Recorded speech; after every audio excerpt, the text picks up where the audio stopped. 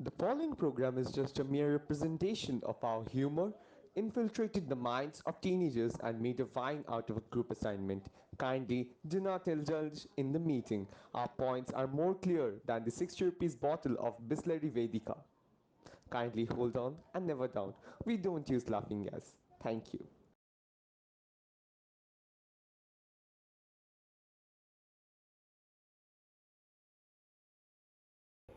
Good morning, everybody.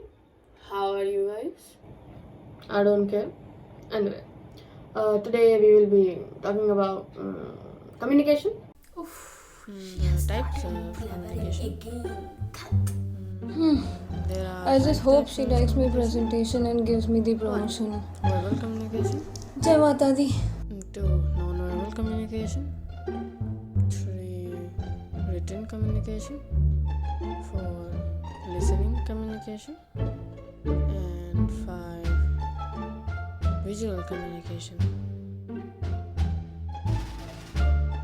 Verbal communication refers to the use of symbols in form of spoken words to transmit messages.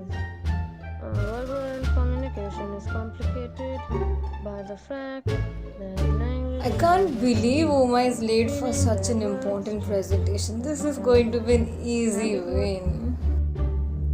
Oh, Baba, I'm so late, and plus, with traffic like this, my 5-year-old son will reach his puberty before I reach office.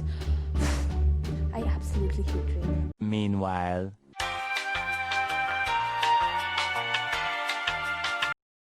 Hey, why is nobody listening to me? Huh? Hey, Argo, listen to me. Why are you not paying attention? Don't care. Where is Uma? May I come in? I'm very sorry. There was a crazy amount of traffic due to heavy rain, or else I'm never late. Don't care. Take a seat. You're late, so Aldarija, present. Shit! মানে এইবারেরও promotion গেল। Oh, hi. Let's talk about some do's and don'ts of group communication. For don'ts, being monotonous is a very bad point.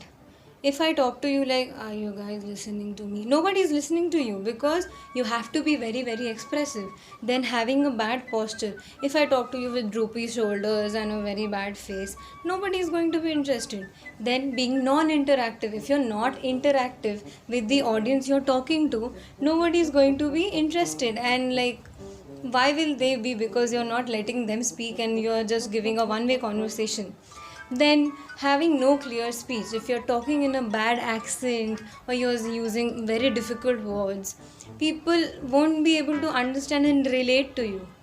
For do's, maintaining an eye contact with everybody in the hall is very, very important because they will think that you are talking to them. Okay. And then having a good body language. Stand upright, have your shoulders ready, and then like everybody will see that you are very serious about it and you are interested to talk to them. Then being interactive. If you talk to everybody, ask them questions, let them ask you questions, you'll see suddenly everybody is interested in what you are saying. And giving people the right correct information. Giving correct information is very, very necessary because if people know and believe that you are giving them the right information, they automatically become much more interested because they start believing you. So now let's see how to do proper group communication. So good morning everybody. My presentation is going to be on types of communication. So let's begin. Types of communication. There are various types of communication, and today we are going to talk about the 5 most important types of communication. First, verbal communication.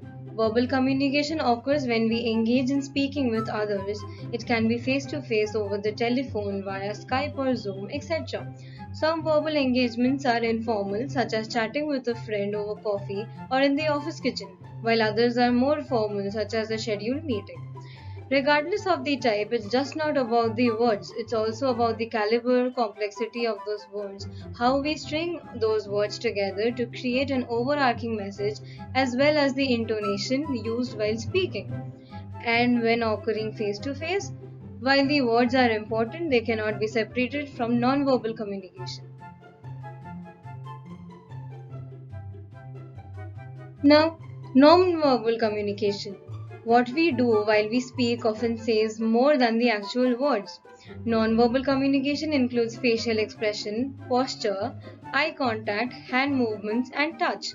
For example, if you are engaged in a conversation with your boss about your cost saving idea, it is important to pay attention to both their words and their non-verbal communication. Your boss might be in agreement with your idea verbally, but the non-verbal cues, avoiding eye contact, sighing, scrunching up the face, etc., indicate something else.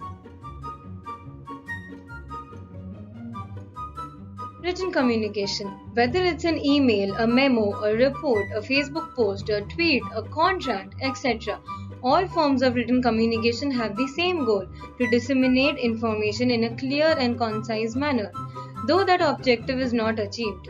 In fact, poor writing skills often lead to confusion and embarrassment and even potential legal jeopardy.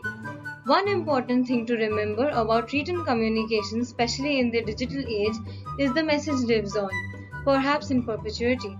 Thus, there are two things to remember. First, write well. Poorly constructed sentences and careless errors make you look bad.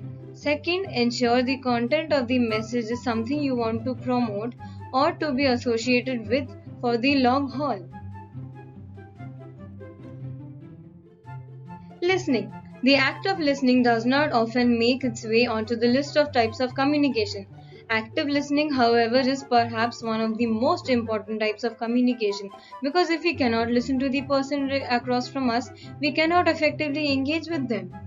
Think about a negotiation. Part of the process is to assess what the opposition wants and needs.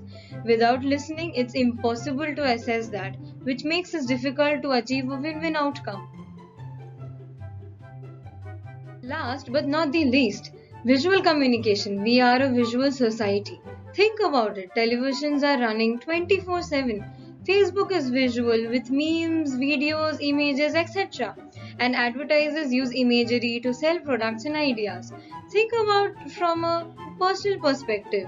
The images we post on social media are meant to convey meaning, to communicate a message. In some cases, the message might be, "Look at me, I'm in Italy," or "I just won an award."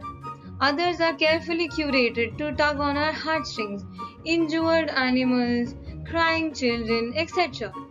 Visual communication is basically communicating with the environment with imagery content. Thank you everyone to give me this opportunity to present this presentation and for your valuable time. I'm open to all questions now. Why is listening important? Thank you for your question, Uma. Listening is important because if one person is talking to you and if you don't listen to them, you will never be able to understand what they need and what they want to convey to you. And if you don't do that, the purpose of talking to you or communicating with you is completely failed. So that is why listening is very, very important and is a very important part of communication. Okay, so are these the only types of communication? Oh, thank you for your question, Orko. And as I said in the beginning of the PPT, these are not the only types of communication. There are many types of communication, like using emoticons, music communication, gestural communication, and many others. And I just showed these 5 because these are the most important types of communication and the most used one as well. Thank you. It was an amazing presentation. I absolutely loved it. Ma'am, then does that mean that I got the promotion? Yes, you do. Have a great day, everybody.